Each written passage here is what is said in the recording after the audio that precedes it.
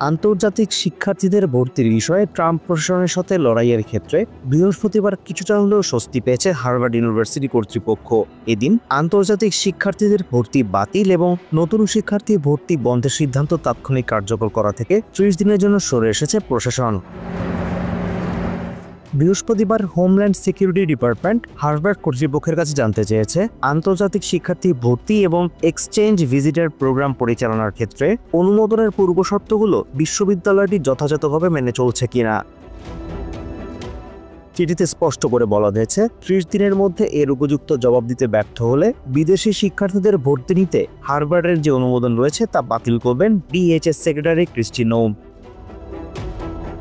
এদিকে স্টেট ডিপার্টমেন্টের মুখপাত্র ট্যামি বুশ বলেছেন, বর্তমান চাইনিজ কমিউনিস্ট পার্টি দেশের বিশ্ববিদ্যালয়গুলোর ক্ষতি করবে, গবেষণা চুরি করে নিয়ে যাবে, প্রযুক্তি চুরি করে নিজেদের সামরিক শক্তি বৃদ্ধি করবে। বর্তমান প্রশাসন কোনোভাবেই এমনটা হতে দেবে না। The United States, I further can say here, will not tolerate the CCP's exploitation of U.S. universities or theft of U.S. research, intellectual property, or technologies to grow its military power, conduct intelligence collection, or repress voices of opposition. অন্যদিকে Harvard ও ট্রাম্পের মুখোমুখি অবস্থান ঘিরে উদ্বেগ উৎকণ্ঠায় দিন কাটাচ্ছেন প্রতিষ্ঠানটির শিক্ষার্থীরা। কেভিন ডানাহিউ নামে এই শিক্ষার্থী অন্য দেশ থেকে পড়তে আসা তার সহপাঠীদের নিয়ে চিন্তিত। Process move forward.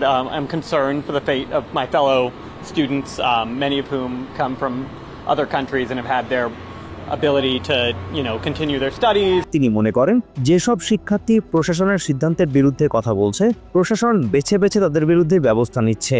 I think one challenge is the way the administration seems to target those who are speaking out. It makes it more important for those of us who have protected status to do what we can to protect them.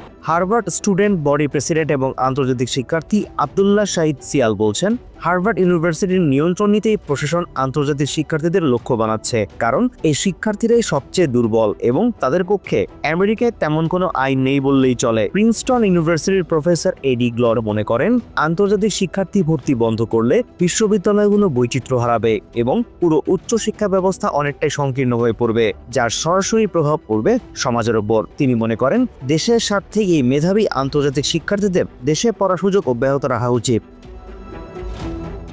Azimur Rashid Kanak, TVN 24 news desk. New York থেকে সম্প্রচারিত TVN 24 television বিশ্বজুড়ে বাঙালির কণ্ঠস্বর।